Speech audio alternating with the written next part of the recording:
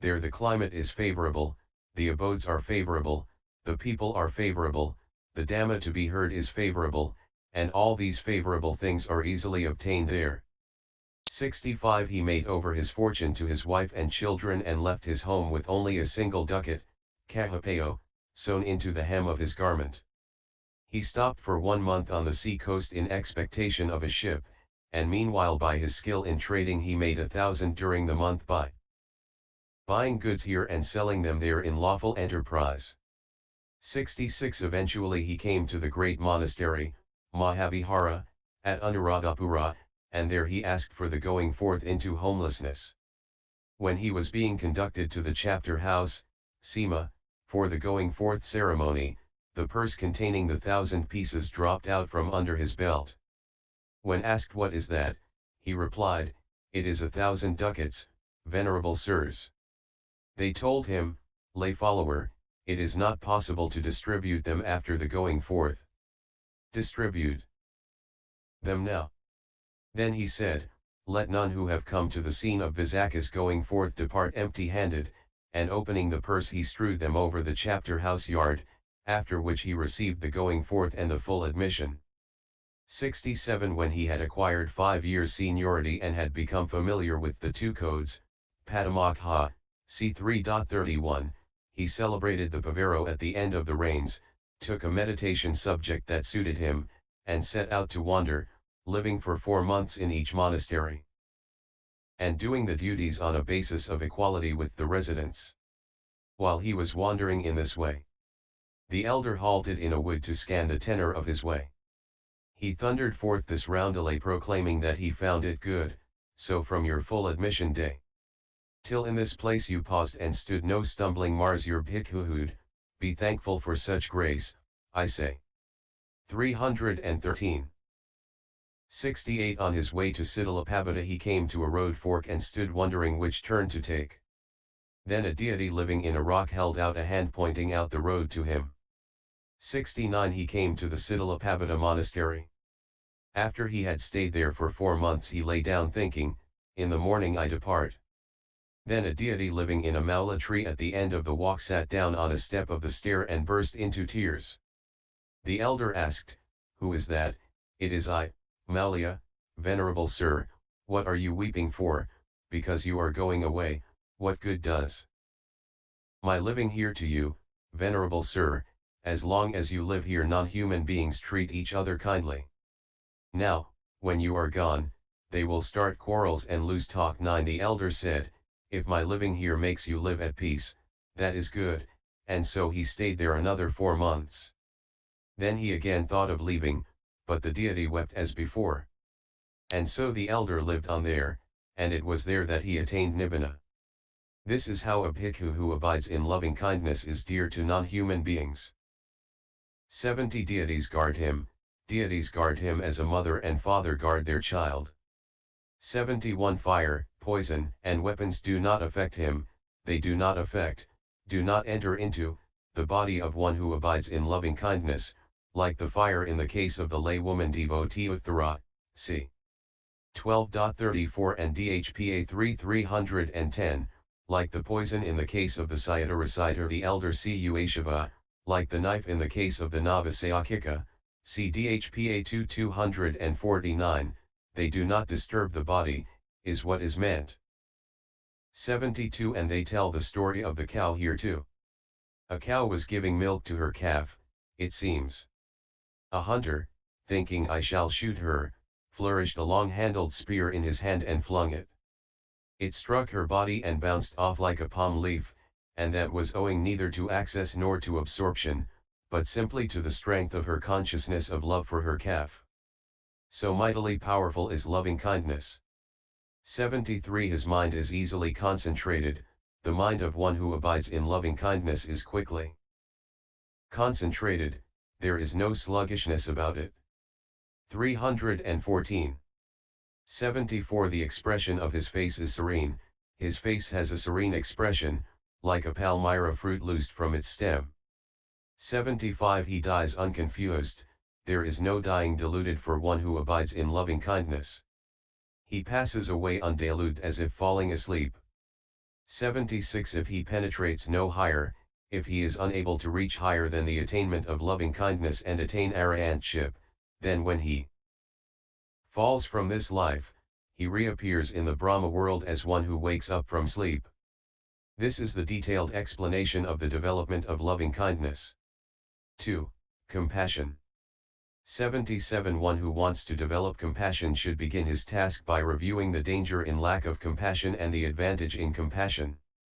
And when he begins it, he should not direct it at first towards the dear, etc., persons, for one who is dear simply retains the position of one who is dear, a very dear companion retains the position of a very dear companion, one who is neutral retains the position of one who is neutral, one who is antipathetic retains the position of one who is antipathetic, and one who is hostile retains the position of one who is hostile.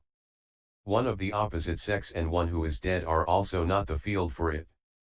78 In the Vibhoga it is said, and how does a bhikkhu dwell pervading one direction with his heart endued with compassion? Just as he would feel compassion on seeing an unlucky, unfortunate person, so he pervades all beings with compassion. Vibhi 273. Therefore first of all, on seeing a wretched man, unlucky, unfortunate, in every way a fit object for compassion, unsightly, reduced to utter misery, with hands and feet cut off, sitting in the shelter for the helpless with a pot placed before him, with a mass of maggots oozing from his arms and legs, and moaning, compassion should be felt for him in this way. This being has indeed been reduced to misery, if only he could be freed from this suffering. But if he does not encounter such a person, then he can arouse compassion for an evil-doing person, even though he is happy, by comparing him to one about to be executed. How? 79 Suppose a robber has been caught with stolen goods, and in accordance with the king's command to execute him, the king's men bind him and lead him off to the place of execution, giving him 100 blows in sets of 4. Then people give him things to chew and eat and also garlands and perfumes, unguents and betel leaves. Although 315 he goes along eating and enjoying these things as though he were happy and well off, still no one fancies that he is really happy and well off. On the contrary, people feel compassion for him, thinking, this poor wretch is now about to die, every step he takes brings him nearer to the presence of death. So too a bhikkhu whose meditation subject is compassion should arouse compassion for an evil-doing person even if he is happy, though this poor wretch is now happy, cheerful, enjoying his wealth, still for want of even one good deed done now in any one of the 3 doors of body, speech, and mind he can come to experience untold suffering in the states of loss. 80 Having aroused compassion for that person in that way, he should next arouse compassion for a dear person, next for a neutral person, and next for a hostile person, successively in the same way. 81 But if resentment towards the hostile person arises in the way already described, he should make it subside in the way described under loving kindness. 1439. And here too, when someone has done profitable deeds and the meditator sees or hears that he has been overtaken by one of the kinds of ruin beginning with ruin of health, relatives, property, etc., he deserves the meditator's compassion, and so he does too in any case, even with no such ruin. Thus in reality he is unhappy, because he is not exempt from the suffering of the round of becoming. And in the way already described the meditator should break down the barriers between the 4 kinds of people, that is to say, himself, the dear person, the neutral person, and the hostile person. Then cultivating that sign, developing it and repeatedly practicing it, he should increase the absorption by the triple and quadruple jhana in the way already stated under loving kindness. 82 But the order given in the Ayogattara commentary is that a hostile person should first be made the object of compassion, and when the mind has been made malleable with respect to him, next the unlucky person, next the dear person, and next oneself. That does not agree with the text, an unlucky, unfortunate person. 78. Therefore he should begin the development, break down the barriers, and increase absorption only in the way stated here. 83 After that, the versatility consisting in the unspecified pervasion in 5 ways, the specified pervasion in 7 ways, and the directional pervasion in 10 ways, and the advantages described as he sleeps in comfort, etc., should be understood in the same way as given under loving kindness. This is the detailed explanation of the development of compassion. 316. 3. Gladness. 84. One who begins the development of gladness 10 should not start with the dear person and the rest, for a dear person is not the proximate cause of gladness merely in virtue of dearness, how much less the neutral and the hostile person. One of the opposite sex and one who is dead are also not the field for it. 85. However, the very dear companion can be the proximate cause for it, one who in the commentaries is called a boon companion, for he is constantly glad, he laughs first and speaks afterwards. So he should be the first to be pervaded with gladness. Or on seeing or hearing about a dear person being happy, cheerful, and glad, gladness can be aroused thus, this being is indeed glad. How good, how excellent! For this is what is referred to in the Vibhoga, and how does a bhikkhu dwell pervading one direction with his heart endued with gladness? Just as he would be glad on seeing a dear and beloved person, so he pervades all beings with gladness, Vibhi 274.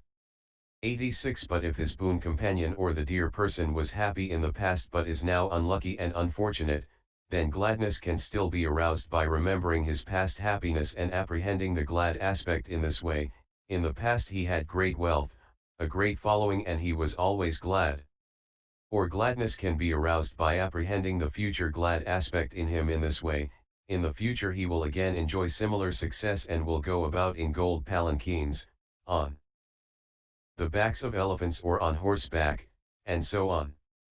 Having thus aroused gladness with respect to a dear person, he can then direct it successively towards a neutral one, and after that towards a hostile one.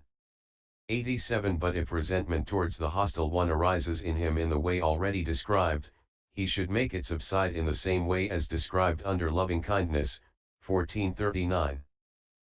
He should break down the barriers by means of mental impartiality towards the four, that is, towards these three and himself.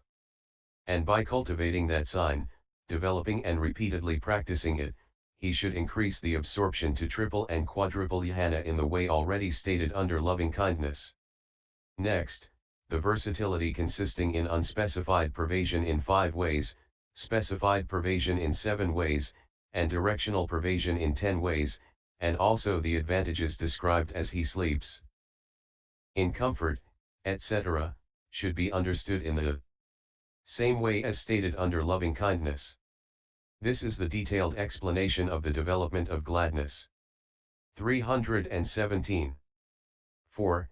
Equanimity. 88. One who wants to develop equanimity must have already obtained the triple or quadruple jhana in loving kindness, and so on.